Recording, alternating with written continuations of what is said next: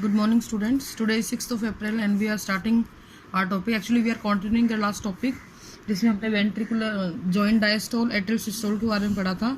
After the atrial systole ventricle contraction करेंगे, यानी atrium ने अपने आप को कॉन्ट्रैक्ट कर दिया तो सारा का सारा जो ब्लड है वो वेंट्रिकल्स में आ जाएगा. वहाँ से आगे क्या होगा उसके बारे में बात करेंगे. It is known as ventricular systole and due to this the deoxygenated blood, आपको पता है राइट तरफ होगा, वहाँ से राइट वेंट्रिकल से निकलेगा, कहाँ पे जाएगा साफ होने के लिए, लंग्स के पास जाएगा थ्रू द पल्मोनरी आर्टरी की हेल्प से. And the oxygenated blood from the left ventricle is distributed to all the body parts through largest artery called aorta.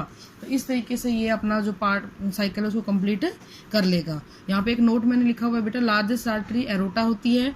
इनमें दो मैंने यहाँ एक्सेप्शन लिखे हुए हैं कि एक ऐसी वेन, यूजुअली वेन्स हमने आपको बताया था वो हमेशा इम्प्योर ब्लड को कैरी करती हैं, लेकिन एक ऐसी वेन जो ऑक्सीजनेटेड ब्लड या प्योर ब्लड को कैरी करती है वो होती है बेटा पल्मोनरी वेन.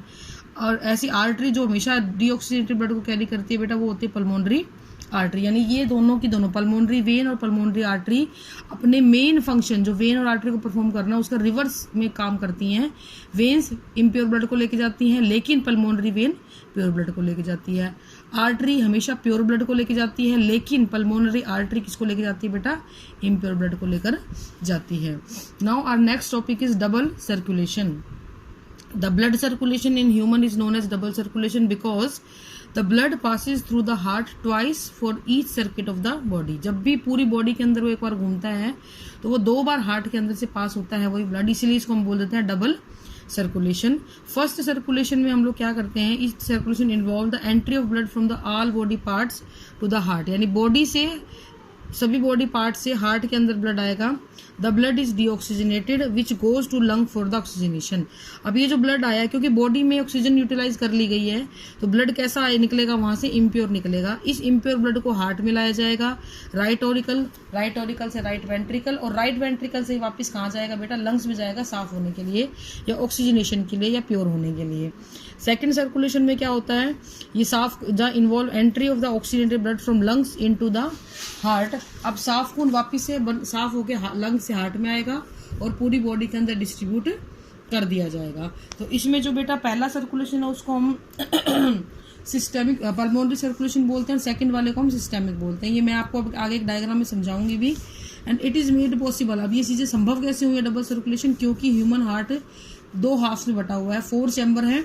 एक आधा हाफ जो है वो प्योर ब्लड को रिसीव करता है, आधा हाफ जो है वो इम्प्योर ब्लड को रिसीव करता है. यानी कि लेफ्ट वाला प्योर ब्लड को रिसीव करेगा, लेफ्ट वाला राइट वाला इम्प्योर ब्लड को रिसीव करेगा. इसका एक डायग्राम है जो आप थोड़ा सा देख लीजिए, आपको समझ में आएगा. ये डबल सर्कुलेशन स्कीमेटिक डायग्राम है बेटा. ये फर्स्ट ऑफ ऑल ये देखिए बीच में दिस इज 4 चैम्बर स्ट्रक्चर. तो ये आपका हार्ट का सिंबॉलिक है. It is right auricle, left auricle, right ventricle, left ventricle. ठीक है बेटा. अब आप एक जगह से शुरू करेंगे. एक तरफ हमने लिख दिया बॉडी ऑर्गन्स, दूसरी तरफ हमने लिख दिया लंग्स. तो बेसिकली ये 3 ही चीजें हैं जो मेनली पार्टिसिपेट करती हैं सर्कुलेशन के दौरान. अब हम यहाँ से शुरू करें. वो हमें पता है बॉडी ऑर्गन सारी ऑक्सीजन को यूटिलाइज कर लेती है. तो बॉडी ऑर्गन से जो भी खून निकलेगा वो कैसा होगा बेटा, इम्प्योर होगा, क्योंकि उसके अंदर ऑक्सीजन नहीं है. अब उसके अंदर CO2 के अमाउंट बहुत ही ज्यादा है. थ्रू वेना केवा ये इम्प्योर ब्लड कहाँ जाएगा बेटा, राइट ऑरिकल में जाएगा. राइट ऑरिकल में चला गया, यहाँ पे ऑरिकल कॉन्ट्रैक्ट करेगा, ब्लड नीचे आएगा राइट वेंट्रिकल में. ये वेंट्रिकल कॉन्ट्रैक्ट करेगा, ब्लड यहाँ से निकल के साफ होने के लिए किसके पास जाएगा बेटा, एरो देखिए आप, लंग्स के पास चला गया लंग्स के पास. अब लंग्स के पास क्योंकि ऑक्सीजन होती है तो बहुत सारी ऑक्सीजन को ब्लड में डाल देगा और CO2 को ले लेगा. अब ब्लड कैसा हो गया बेटा, प्योर हो गया, यानी उसमें ऑक्सीजन डिसॉल्व हो गई. यहाँ से ये ब्लड थ्रू पल्मोनरी वेन कहाँ आ जाएगा, लेफ्ट साइड ऑफ हार्ट में आ जाएगा, लेफ्ट ऑरिकल, फिर कॉन्ट्रैक्शन होगा लेफ्ट वेंट्रिकल. यहाँ से कॉन्ट्रैक्शन होते ही थ्रू एरोटा ये ब्लड कहाँ चला जाएगा, क्योंकि साफ खून की जरूरत किसको है, बॉडी ऑर्गन्स को. तो इस तरीके से ये एक सर्कुलेशन बनता है. इतने हिस्से को जिसमें आपका हार्ट और आपके बॉडी ऑर्गन पार्टिसिपेट करते हैं, इसको तो हम बोलते हैं सिस्टेमिक सर्कुलेशन.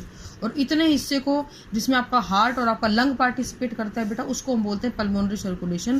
क्योंकि ये 2 सर्कुलेशन एक ही टाइम पे चल रहे होते हैं, इसीलिए इसको हम क्या बोल देते हैं बेटा, डबल सर्कुलेशन. और यहाँ पे मैंने उन आर्टरीज और वेन्स के नाम लिखे हुए हैं. लाइक साफ खून को ला रही है पल्मोनरी वेन, इम्प्योर को ले जा रही है पल्मोनरी आर्टरी, इम्प्योर को लेकर आ रही है वेना केवा, और प्योर को लेके जा रही है एरोटा। तो ये आपको ध्यान रखना है। This is the schematic diagram of double circulation. ये आपसे पूछा भी जाता है बहुत बार, इसको आपने ध्यान में रखना है। नेक्स्ट है आपका एक छोटा सा टॉपिक, ब्लड प्रेशर। आपने सुना होगा, इसको हम लोग नॉर्मल में बोल देते हैं BP, blood pressure. Normal systolic pressure, normally आपका ब्लड कॉन्ट्रैक्ट कर रहा है तो उस प्रेशर वो कितना होता है 120 मिलीमीटर ऑफ मरकरी। और नॉर्मल डायस्टोलिक प्रेशर जब आपका हार्ट एक्सपैंड कंडीशन में होता है तो उसको हम बोलते हैं 80 मिलीमीटर ऑफ मरकरी। इसका मतलब ये नहीं है बेटा ये लोएस्ट और हाईएस्ट रेंज होती है। अगर किसी का बीपी ये है तो वो नॉर्मल कंडीशन में है, लेकिन इसका मतलब ये नहीं है कि किसी का 81 हो गया या 121 हो गया तो वो हाई बीपी हो गया, ऐसा नहीं होता है बेटा।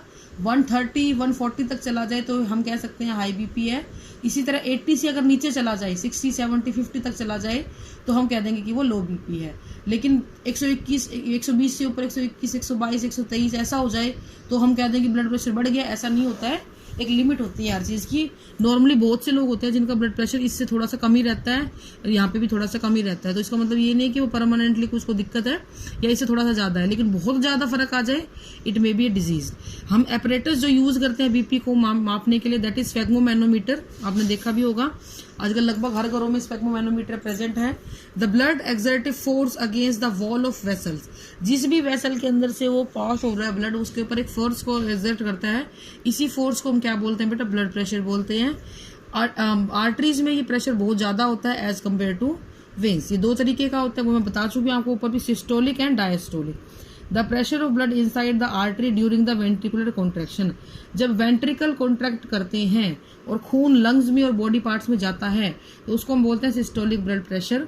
अगर diastolic blood pressure, the pressure of blood inside artery during ventricular relaxation, जब वेंट्रिकल रिलैक्स होते हैं तो उसको हम बोलते हैं डायस्टोलिक ब्लड प्रेशर। तो ये आपका बीपी और blood circulation.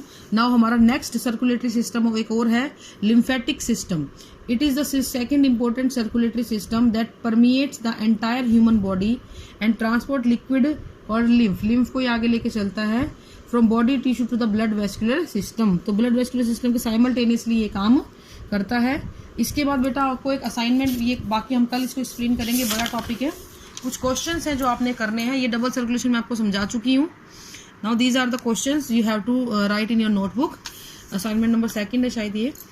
What are the formed element of blood? ये आपके नोट्स में मैंने बताए हुए हैं। कार्डियक साइकिल को डिफाइन करना है। क्यों विटामिन के ब्लड क्लोटिंग के लिए जरूरी है ये मैंने लिखवाया हुआ है ब्लड क्लोटिंग में आपको। What do you mean by double circulation, अभी करवाया है मैंने आपको। और प्रोसीजर ऑफ ब्लड क्लोटिंग ये आपने पूरा बताना है। Thank you, this is all for today. Tomorrow we will discuss next topic.